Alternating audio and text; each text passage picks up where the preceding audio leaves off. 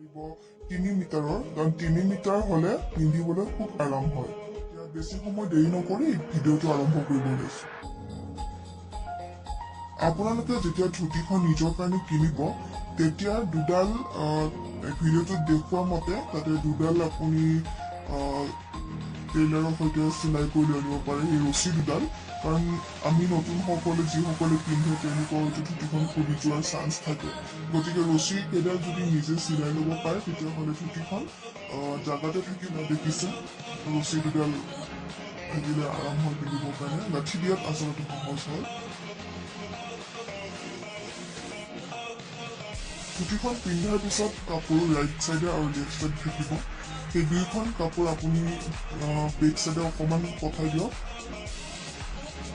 তাৰপিছত বেক চাইডৰ যিখিনি কাপোৰ আছে আচলতে সেই পিছফালৰ কাপোৰটো আনি আপুনি ফ্ৰণ্ট চাইড যিটো গাঁঠি মাৰিছিলে তাত আপুনি খুচাই দিয়ক। যেতিয়া আপুনি বেক চাইডৰ কাপোৰটো আনি ফ্ৰণ্ট চাইডে যেতিয়া সোমাই দিব, মন কৰিব যাতে খুলি নাযায়, টাইটকৈ আপুনি তাত লগাই দিব পাৰে কাপোৰখিনি।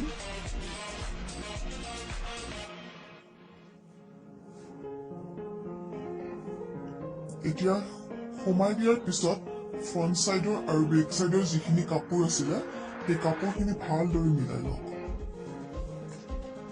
আমাৰ বেক চাইডৰ যিখিনি কাপোৰ আপোনালোকে দেখা পাইছে সেই কাপোৰখিনি ফ্ৰণ্ট চাইডে টানি ল'ব, যিমান পাৰে টানি ল'ব যাতে কাপোৰখন পিন্ধাৰ সময়ত টাইট হৈ থাকে।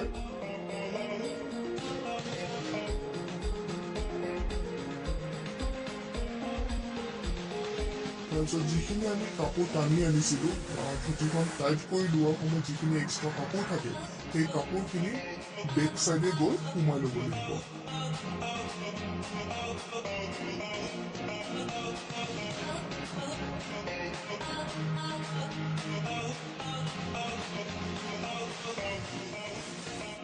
ভিডিঅ'টো দেখুওৱা মতে আপোনালোকে পিন্ধিব পাৰিব।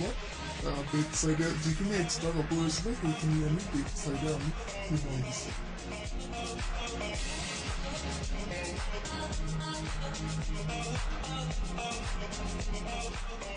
আৰু এইখিনিতে এটা কথা, যিসকলে এই মুগা ধুতিখন বিহু নাচিব যোৱা সময়ত যদি পিন্ধে তেতিয়া মন কৰিব যে মুগা ধুতিখন প্ৰায় চুটিকৈ পিন্ধে, আঁঠুত পৰি থকা সেইখিনিলৈকে পিন্ধে, আৰু যিসকলে ধৰক নাচিবলৈ নাযায় এনেই পিন্ধিম বুলি ভাবিছে তেওঁলোকে ধুতিখন দীঘলকৈ পিন্ধিব পাৰে।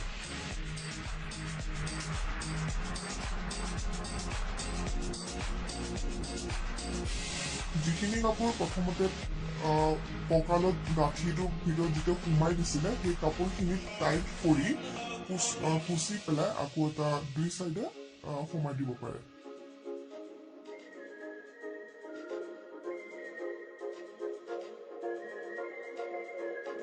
এতিয়া আমি প্ৰথম যেতিয়া লেফ্ট চাইডে যেতিয়া আমি কাপোৰখন টানিছিলো ঠিক তেনেকৈ ৰাইট চাইডে থকা যিখিনি কাপোৰ আছে টাইটকে টানি ল'ব, যিমান পাৰে টাইটকে টানি ল'ব। তাৰপিছত এই কাপোৰখন কিন্তু এতিয়া পিছফালে সোমাই নাযায়, বেক চাইডে অৰ্থাৎ বেক চাইডে নাযায়, কিন্তু এইখিনি কাপোৰ কি কৰিব ফ্ৰণ্ট চাইডে ভালকৈ কোচ দি পেলাই যিমান পাৰে টানি ল'ব। তাৰপিছত ধুনীয়াকৈ যাতে এটা পৰিপাটিকৈ থাকে তেনেকৈ কাপোৰখিনি ল'ব।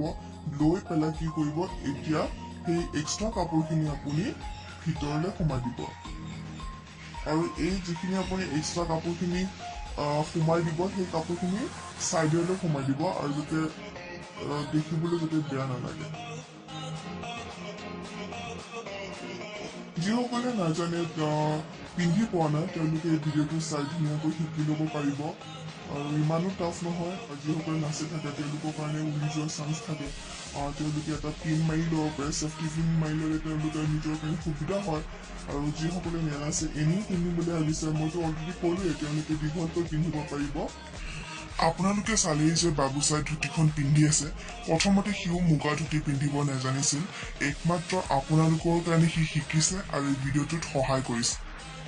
যদি নজনা ল'ৰাই এজন শিকি পেলাই আপোনালোকৰ কাৰণে ভিডিঅ'টোত আগবঢ়াব পাৰিছে, গতিকে আপোনালোকে কিয় নোৱাৰিব, কাৰণ আপোনালোকে ভিডিঅ'টো চাব আৰু শিকিও ল'ব পাৰিব।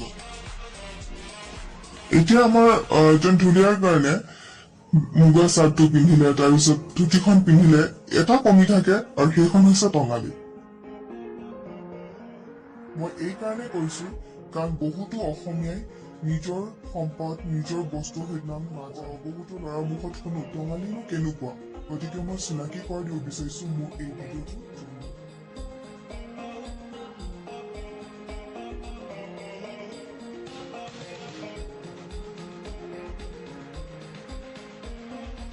টঙালিখন মন কৰিব, টঙালিখন সদায় ৰাইট চাইডে বান্ধিব লাগে, মানে গাঁঠিটো ৰাইট চাইডে থাকে।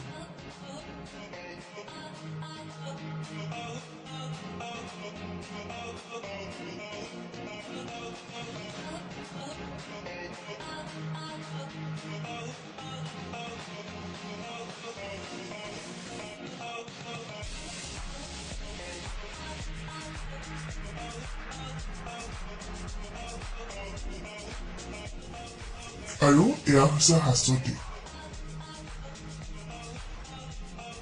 আৰু এয়া হৈছে গামোচা। গামোচাখনটো চিনাকি কৰাই দিয়াৰ প্ৰয়োজনেই নাই, কাৰণ এই গামোচাখন অসমৰ সম্পদ সকলোৱে জানে।